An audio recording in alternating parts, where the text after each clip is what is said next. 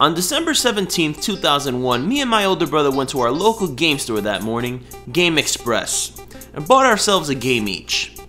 The one I bought that morning was Mega Man X6 for the PlayStation 1.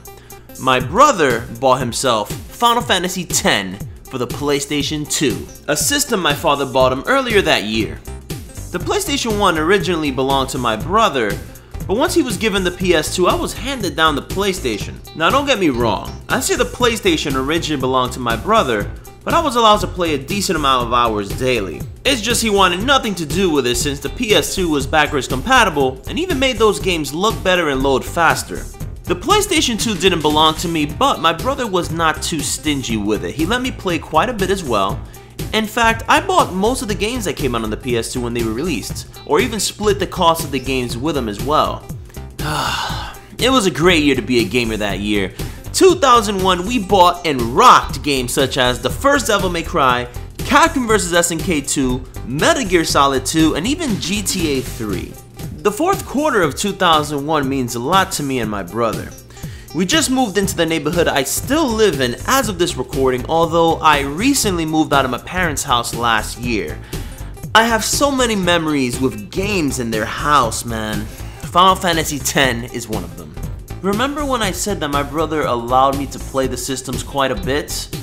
It didn't mean it didn't come with any rules. One of the rules my brother laid down when it came to playing his systems was that I couldn't get any farther than him in his favorite franchises of all time, being Final Fantasy and Metal Gear Solid.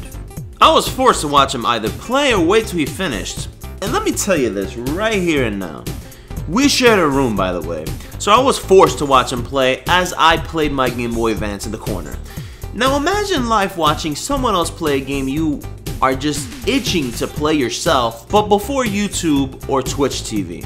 The most fun I had not playing myself was helping my brother get the overdrives and the ultimate weapons using the unofficial PlayStation magazine PSM.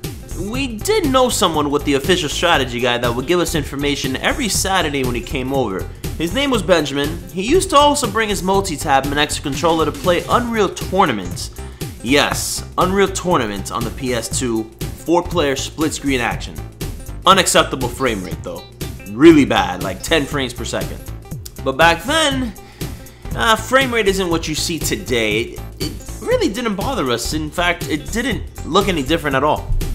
Or maybe we just didn't care. One or the other, who knows. Now, during the month of December 2001, I was finishing up playing my lone copy of Final Fantasy IX on the PS1. I beat 7, I beat 8, and before jumping into 10, I wanted to make sure that I completed 9. This is what I call the golden age of the Final Fantasy name. Every game was a new world, new characters, better graphics with each passing title, and most importantly, a quality adventure. I recall flipping through the pages of our PSM magazines monthly and seeing screenshots for an upcoming Final Fantasy game, imagining how the world would be, or how the battle theme and boss theme would sound, how the summons would look, how different they looked compared to the previous games. Final Fantasy always did one thing right, and that's the soundtrack. Back then, when reading through different magazines, whether it's EGM, GameFan, PSM, or GamePro, one thing was clear: there was no sound coming through them pages. It's not like today where you go on YouTube and see the game in motion or hear the soundtrack. The battle theme always changed from game to game, and entering your first battle to listen to the battle theme for the very first time was an unspeakable experience, and wondering what the next battle theme would be was something else. I felt like Squaresoft were masters of making final boss battles epic too, so that was another thing that I would imagine. Who was the main antagonist of the game? I wanted to know the showdown between the protagonist and the antagonist and how epic his final form would be. I don't know if you guys did this, but one thing that I did as well was I would form my party prior to the game even being released. When the full party was revealed in magazines, I would pick out my entire squad just by how they looked. Appearance alone, how awesome they would look, that's my character that I'm forming in my party. And my brother would pick an entirely different squad than what I picked. For instance, my team in Final Fantasy VII was Cloud, Red 13, and Vincent. My brother's team was Cloud, Sid, and Yuffie. In Final Fantasy VIII, mines was Squall, Selphie, and Zell. 9, Zidane, Steiner, Vivi, and Garnet. One of the things that I personally look forward to when popping in a new Final Fantasy game was seeing how awesome the FFA sequences were going to be. Now, in Final Fantasy VII, 8, and 9, the backgrounds were static.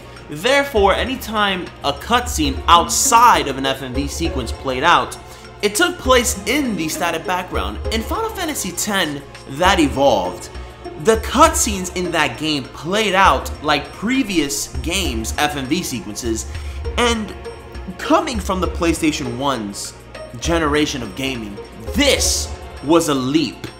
This was the next generation of gaming. I couldn't believe what I was seeing, and the inclusion of voice acting made it even better.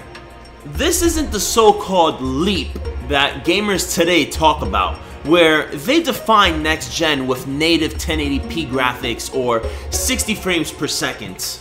Back then, when the next generation of gaming hit and came, it was leaps and bounds better than the previous one. This game was a perfect example, and hearing the main character in the game speak or even narrate the game made me wonder how these limits would be broken. How the game would be enhanced with one-liners or even quotes when doing their limit breaks or overdrives in this case.